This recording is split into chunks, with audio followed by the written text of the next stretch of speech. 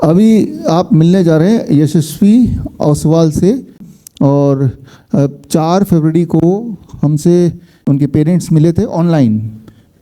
Physically तो मैं अभी मिलूँगा, अभी जस्ट मैं जब ऊपर आ रहा था तब मैंने बच्चे को देखा वो, लेकिन तब बच्चे का चलना, या इसे कहते हैं डिसकाइनेटिक बिहेवियर। डिसकाइनेटिक बिहेवियर मतलब बॉडी साथ नहीं दे रही है।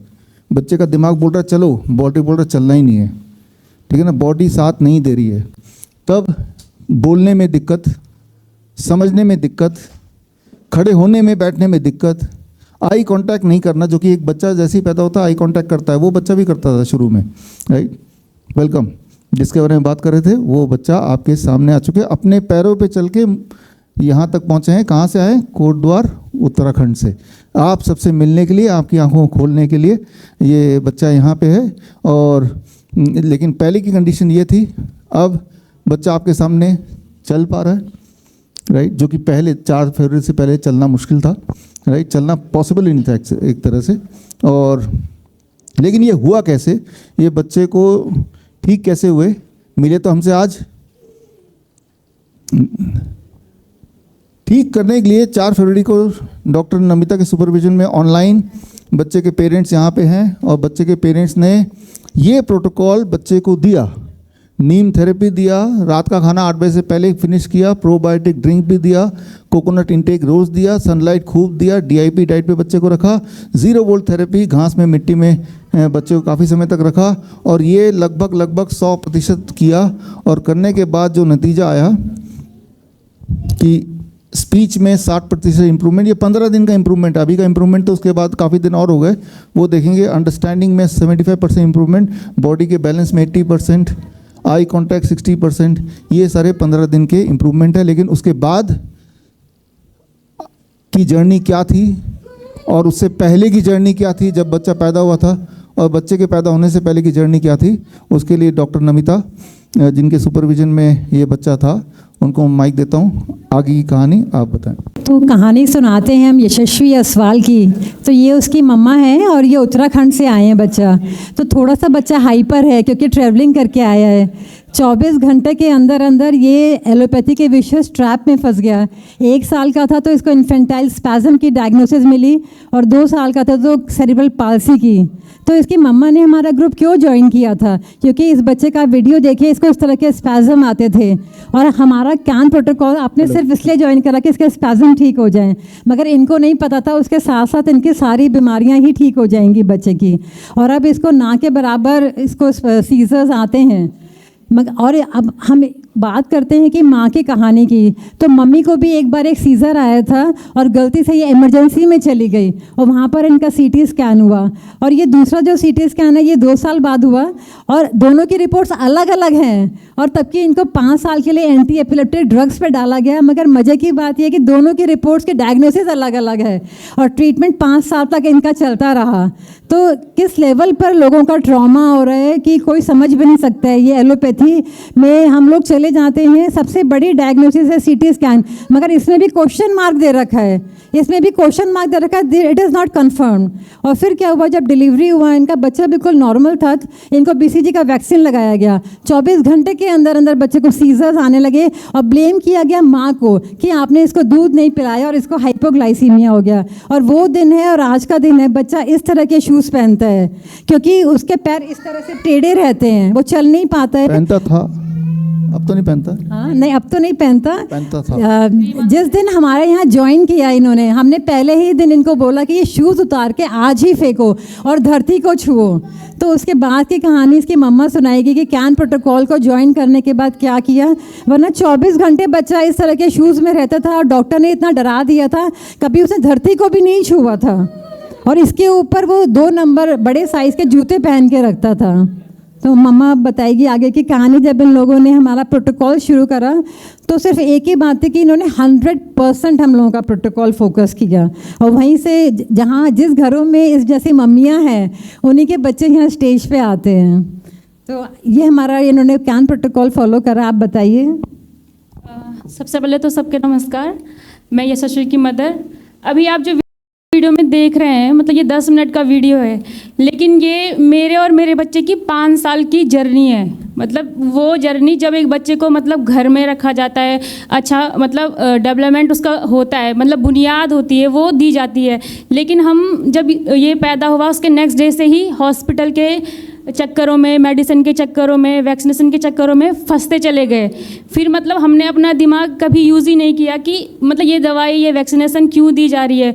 उस समय सब ने मुझे यही बोला था कि तुमने दूध नहीं पिलाया शायद इसलिए इसको ऐसा हुआ। मतलब क्लियरिटी कहीं नहीं थी कि इसको ये सीज़र हुए क्यों, जो सबसे पहले इसको बर्थ के बाद हुए। तो मेनली हमारा कैन प्रोटोकॉल ज्वाइन करने का एक ही मकसद था कि डॉक्टर ने इसे बोल दिया था कि इसको लाइफ टाइम सीज़र की दवाइयाँ देनी है। तो मैंने उनको बोला कि अभी तो उसकी एज 5 ईयर है, लाइफ टाइम कैसे, मतलब इतने साइड इफ़ेक्ट हो जाएंगे। तो वो हमें एक ही बात से चुप करा देते हैं कि जो सीज़र हो रहे हैं उसके भी तो साइड इफ़ेक्ट होते हैं, वो तुम्हें नहीं दिखते। फिर हमारे पास आंसर नहीं होता करने का उनके साथ। और जितनी बार इसका EEG, CT स्कैन ये सब कुछ हुआ है, उसके लिए भी इसको बेहोशी की दवाई 2-2 टाइम पिलवाते थे, क्योंकि बच्चा बेहोशी नहीं होता है तो वो उसका अलग साइड इफ़ेक्ट। तो मैंने 4 फरवरी को ज्वाइन किया था कैन प्रोटोकॉल, और मेन मोटिव वही था कि सीज़र की दवाई किसी भी तरीके से बंद हो जाए।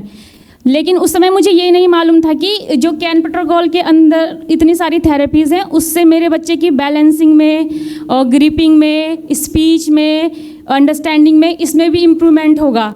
तो क्योंकि इसने 5.5 साल का हो गया है, ये पैदा होने से और 5 साल तक या 5.5 साल तक इसने कभी ऐसे नंगे पैर रखा नहीं, पैर घर में भी नहीं रखा। हम छोड़ते ही नहीं थे इसको, क्योंकि मैं मतलब फिजिकल का इतना नॉलेज भी नहीं है, हड्डियों का, मसल्स का नॉलेज नहीं है, ब्रेन का तो फिर भी ये है कि बार बार सिखा के हम थोड़ा बहुत करवा लेंगे उसको। हड्डियों का नॉलेज नहीं था, इसलिए डॉक्टर ने बोला कि नहीं, ये एसएमओस, पहले इसके इंसोल थे, फिर ये AFO पहनाए, फिर एसएमओस पहनाए। एसएमओस इतना बड़ा होता है, वो डबल लेयर वाला होता है, उसके बाहर भी फिर ऐसे शूज़ या सैंडल पहनाने होते थे। इसने मतलब ग्राउंडिंग ले गए होंगे हम पहले, लेकिन कभी इसने मतलब नंगे पैर ग्राउंड में चला नहीं, घास में चला नहीं, बाहर मतलब ऐसे सन में गया नहीं। जैसे मतलब कैन प्रोटोकॉल फॉलो करने के बाद एक रूटीन बन जाता है हमारा कि नीम देना है, ग्राउंडिंग करनी है, नीम बात देना है, अमली लेनी है, फ्रूट्स डेली लेने हैं। तो मतलब ऐसा नहीं था पहले। तो जैसे हमारा मतलब हम बाहर हैं, घर से कुछ नहीं है खाना खिलाने को, तो हम फ्रूट्स दे देते थे। ऐसा नहीं था कि पर्टिकुलर एक टाइमिंग नहीं है कि देना ही देना है। लेकिन कैन प्रोटोकॉल सबसे पहले मतलब वही था कि मैम ने बोला कि शूज़ मत पहनाओ, तो मैंने सबसे पहले वही किया कि शूज़ हटा दिए उसके, और जितना हो सके उसे ग्राउंडिंग कराई। तो ग्राउंडिंग के 3 दिन बाद ही मतलब उसकी स्पीच में क्लैरिटी आई, और जो मतलब बैलेंस है, क्योंकि एसएमओस पहनता था तो ठीक चल रहा है, लेकिन एसएमओस उतारो तो ये पैर ऐसे, हड्डियाँ ऐसे हो जाती थी, तो बैलेंस नहीं बन पाता था उसका। बहुत तेज़ चलता था तो मुड़ता था, फिर गिर जाता था। तो ये बैलेंस आया है उसका, क्योंकि उसको भी मतलब लगा ना कि मैं कुछ चीज़ छू रहा हूँ। अभी तक तो उसने डबल शूज़ पहने हुए थे, तो उसके जो पैर थे वो टच ही नहीं कर पाते थे ज़मीन को। तो दूसरा सबसे पहले जब भी अब ये कैन प्रोटोकॉल के अंडर में सबसे पहले नीम थेरेपी है, तो ये उठता है और सीधा मतलब ग्राउंडिंग के लिए जाता है। उसके बाद नीम लेता है, फिर DIP डाइट फ्रूट्स लेता है, फिर मतलब उसके बाद अमली वगैरह लेता है। मतलब जितना भी उसके अंदर जितने भी थेरेपीज़ है, मैंने वो 100% फॉलो की है, और कोशिश ये की है कि जो ऑर्गेनिक हो। मतलब इसके लिए मैं अपने घर चली गई स्पेशली, जहाँ मुझे ये चीज़ें मिल सके। तो जो जिसके घर में जो चीज़ उगी वही चीज़ लेके आए हम इसके लिए, चाहे वो टमाटो हो गए, पुदीना, धनिया, सब घर का हमने इसको खिलाया। जो कैन प्रोटोकॉल है वो मतलब हमने पूरा 100% फॉलो किया। हम कहीं भी रहे हों, लेकिन डिनर इसका 7:30 से पहले हो ही जाता है, हम जितने जब भी करें, लेकिन बच्चे का हमने अच्छे से फॉलो किया है। तो शायद इसीलिए हमें जल्दी इम्प्रूवमेंट देखने को मिला है। अब मतलब पहले जैसे ये सीढ़ी चढ़ने के लिए भी मुझे इसके साथ साथ चलना होता था, अब ये है कि हम छोड़ देते हैं तो वो चल लेता है, कॉन्फिडेंस भी आया उसके अंदर, चढ़ना उतरना ये सब कुछ। और जैसे अभी देख रहे हैं आप, ये पेंसिल, केवल पेंसिल होल्डिंग थी इसके अंदर, ये खुद से लिख नहीं पाता था इस तरीके से। तो अब ये है कि मैं इसको दे देती हूँ तो ये लिख लेता है। पहले मुझे बहुत एक हफ्ते तक जैसे कुछ चीज़ सिखानी हो तो एक हफ्ते ऐसे दिन रात लगे रहना था कि करो करो करो। अब ये है कि एक दो बार हम सिखाते हैं तो वो कर लेता है, मेमोरी भी अच्छी हुई है। कुछ भी चीज़ सुनाते हैं तो नेक्स्ट डे उसको मतलब वो याद हो जाती हैं, वो लिख करने लगता है, हमसे पहले पहले बोलने लगता है वो चीज़ें।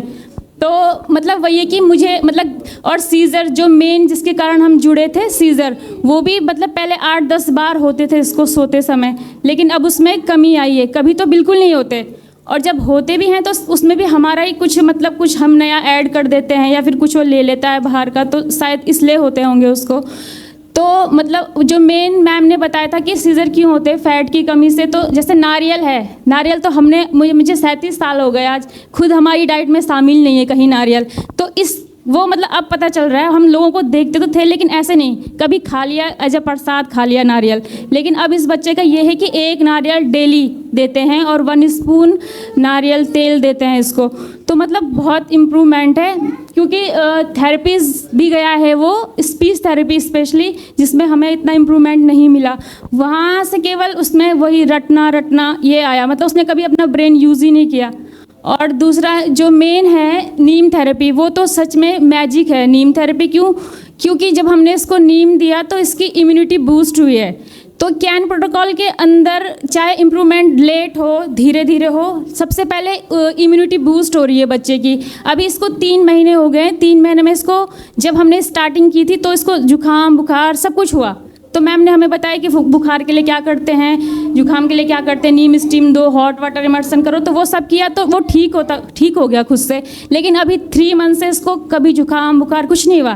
पहले मैं इसे बाहर नहीं ले जाती थी, जैसे हवा चल रही है, बारिश हो रही है, तो यही कि तबीयत ख़राब है और हो जाएगा कुछ, या फिर तबीयत ख़राब हो रही तो पीसीएम हमारे पास परमानेंटली हमारे घर में रखी रहती थी कि कुछ भी हो रहा है पीसीएम, जुकाम के लिए अलग दवाई, खांसी के लिए अलग दवाई, मतलब खाने पीने से ज़्यादा हमारे घर में मेडिसिन की बोतलें रखी हुई हैं।